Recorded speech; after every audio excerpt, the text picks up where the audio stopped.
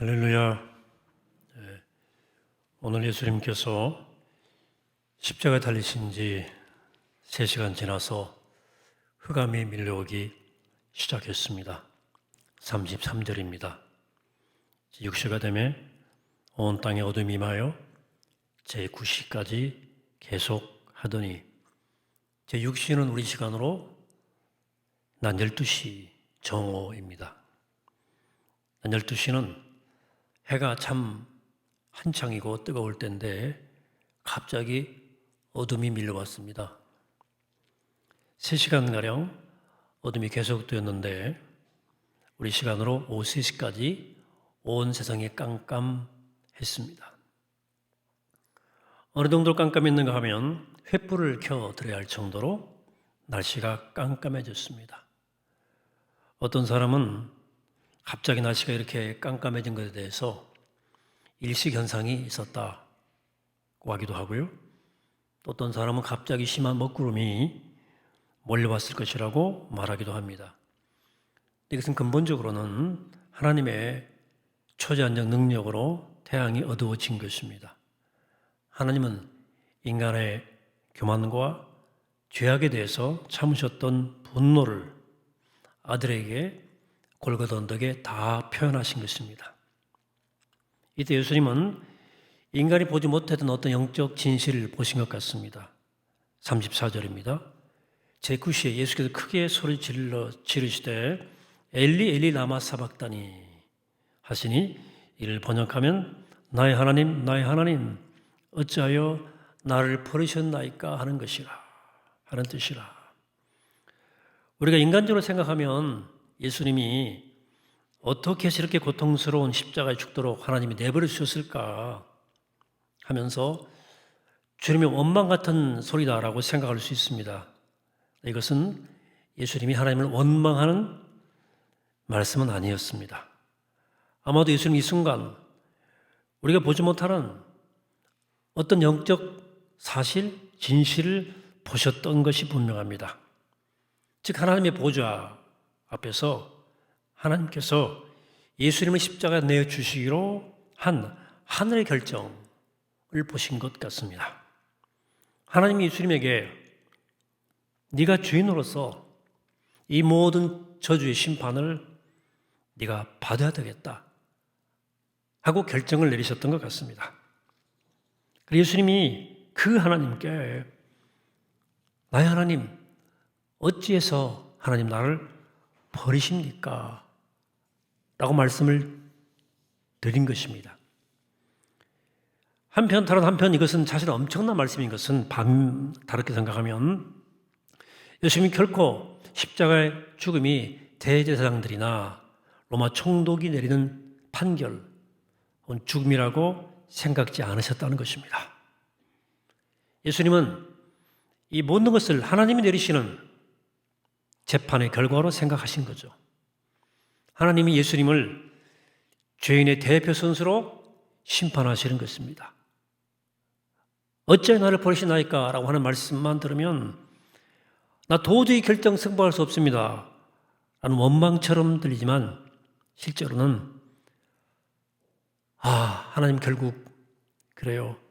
결국 나를 버리시는군요. 세상이 예수님을 버린 것이 아니고 하나님이 당신을 버리신 것으로 받아들이신 것입니다. 중요한 사실입니다. 십자가 옆에 있던 사람들 중에는 예수님이 엘리 그러니까 엘리야가 와서 건져주는 거 아닌가? 라고 하는 사람, 이 사람들이 이제 이 아람어인데 100% 못 알아들었던 것 같아요. 37절입니다. 6절, 36절. 한 사람이 달려가서 해면에 신포도주를 적시어 갈대에 꿰어 마시게 하고 이르되 가만두라 엘리야가 와서 그를 내려주나 보자 하더라. 엘리 하니까 엘리야가 와서 예수님을 결국은 살려내는가 하는 기대에 섞인 말을 했다 그 말이죠. 그러나 예수님은 끝내 십자가 위에서 죽으셨습니다. 사람들이 기대했던 기적은 십자가 위에서 일어나지 않았습니다. 그 대신 성전에서 놀라운 일이 일어났습니다. 37절입니다. 예수께서 큰 소리를 지르시고 운명하시다 이에 성소 휘장이 위로부터 아래까지 찢어져 둘이 되니라. 유대인들은 자기들이 지은 성전은 어떤 일이 있어도 손상하지 않는다는 자신이 있었습니다. 그런데 예수님께서 운명하시면서 성전 휘장이 위로부터 아래로 찢어져 두 조각이 되었습니다. 하나님이 유대인의 성전을 찢어 놓으신 것입니다. 이제 이 유대의 성전은 필요 없다. 내가 이렇게 찢어버리겠다 하신 것입니다. 여러분, 성전에서 가장 중요한 부분은 바로 휘장이었습니다. 휘장은 인간과 하나님을 가로막는 마지막 한계선이었습니다. 이 한계선 안으로는 오직 이스라엘의 대제사장만이 1년에 한 차례씩 피를 가지고 들어갈 수가 있었습니다. 이제 예수님이 지성소에 자신의 피를 가지고 들어가심으로 휘장이 찢어져 버렸습니다. 이제 하나님과 인간을 가로막는 담은 없어지게 되었습니다. 이제 우리는 무한정 하나님 앞에 나아가서 보좌 우편에 계신 대제사장을 통해서 마음껏 기도 응답받고 성령 충만할 수 있게 되었습니다. 우리 예배는 이제 이 예배는 지성소에 드리는 예배가 되었습니다. 결국 유대인들은 눈에 보이는 성전을 믿었는데 예수님은 그 성전을 찢고 하늘의 성전길을 열어놓으신 것입니다. 예수님 죽으신 후에 십자가 밑에는 로마 백부장이 있었습니다. 그런 이 사형을 책임지는 형의 책임자였습니다. 사형집행에. 그런 예수님이 죽으시는 것을 보고 이 사람의 진실로 하나님의 아들이었다고 말합니다. 39절입니다. 예수를 향하여 섰던 백부장이 그렇게 숨지심을 보고 이르되 이 사람은 진실로 하나님의 아들이었도다 하더라. 여기 백부장이 과연 무엇을 보고 예수님이 하나님의 아들이었다는 말을 하게 되었을까요? 가장 중요한 것은 죽음을 맞이하는 예수님의 태도, 자세였습니다. 예수님은 사람들이 그렇게 밑에서 조롱하고 머리 흔들면서 욕을 하는데도 일체 화를 내거나 욕하지 않으셨습니다. 사람은 누구나 극한적 고통을 당하면 자기도 모르게 화를 내게 되어 있고 욕을 하게 되어 있고 저주를 퍼붓게 되어 있습니다. 하지만 예수님은 그 조롱하는 무리를 향해서 일절 욕을 안 했어요. 묵묵히 감당했습니다. 사람이 다른 사람을 욕하는 것은 자기를 지키기 위한 의미도 있으나 예수님은 사람들의 이 무자비한 욕설과 조롱을 다 받으셨습니다. 너무도 잘 참으신 거예요. 예수님은 십자가에서 6시간 달려있는 동안에 7마디 말씀밖에 안 했어요. 6시간이니까 6시간 7마디니까 1시간에 한 마디씩밖에 말씀하지 않으셨다는 얘기죠. 보통 사람이 화가 나면 억울하면 막 따발총처럼 말을 막 퍼붓듯이 하는 사람들이 있지 않습니까? 예수님은 이 순간에 1시간에 한 마디씩 하셨어요. 이걸 백부장이 쭉 지켜보았던 겁니다. 예수님이 하신 그 말, 7마디 말 중에는 자신을 위한 하신 말씀이 거의 없었습니다.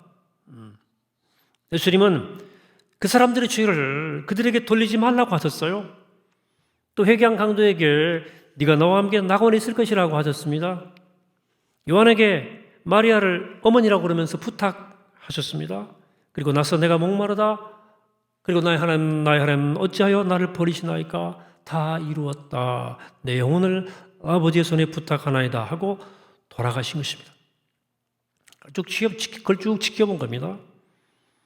또 하나의 증거는 이유를 알 수 없는 어둠이었습니다. 예수 십자가에 못 박히신 후 시간인 오전 9시부터 오후 3시까지 가장 날이 밝을 때인데 이유도 알 수 없는 어둠이 내리더니 횃불을 밝힐 정도로 날씨가 어두웠다고 그랬지 않습니까? 예수님이 운명하신 다음에 다시 해가 나타났던 것 같아요. 그래서 아마도 백부장의 마음속에는 우리가 참 너무도 엄청난 짓을 저질렀구나. 두려움이 임했던 것 같아요. 하나님이 백부장 마음속에 네가 지금 십자가에 처형한 자가 누군 줄 아느냐? 알긴 알아?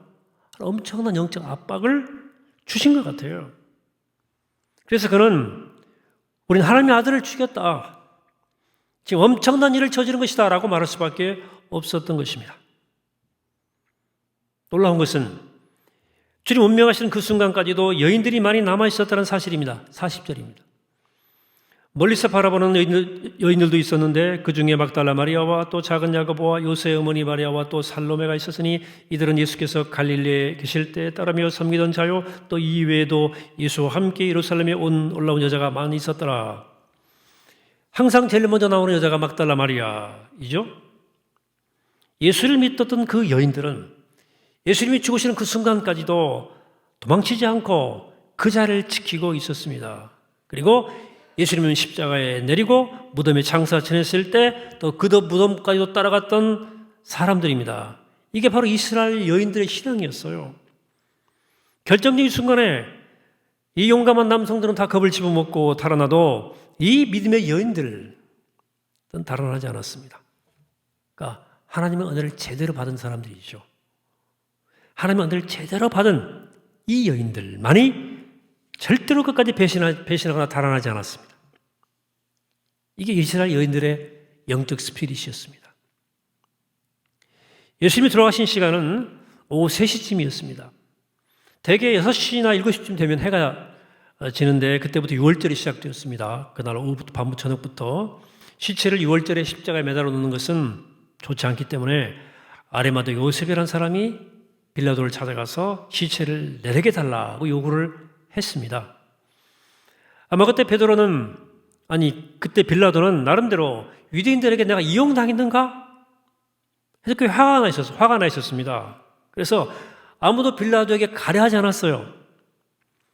아르마도 요셉이 그냥 근데 당당하게 시체를 달라고 그러니까 빌라도가 그렇게 빨리 죽었다는 사실을 처음 믿지 않았습니다.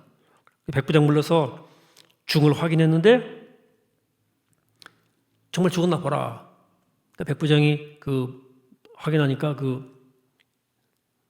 군병들이 예수님 옆구리를 창으로 푹 찔렀어요. 푹 찔렀거든요. 그래서 팔과 다리에서 흐른 피보다도 옆구리에서 흐른 피가 훨씬 많이 쏟아져 나왔어요. 이게 예수님의 사망을 확인하는 과정이었지만 옆구리에서 흘러내린 그 물과 피가 우리의 죄를 다 씻는 정도의 많은 양의 물과 피였다는 것을 상징하는 그림 언어예요. 그리고 드디어 예수님 시체는 드디어 장사되었습니다. 46절입니다.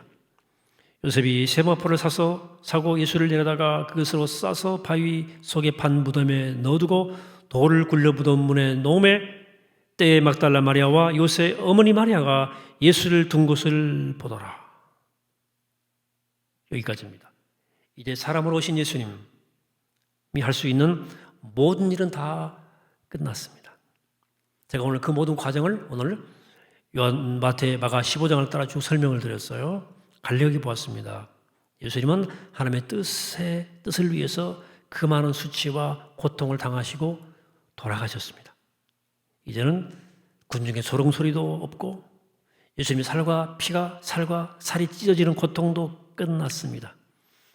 예수님 자신의 모든 생명을 하나님께 맡기고 죽으셨어요.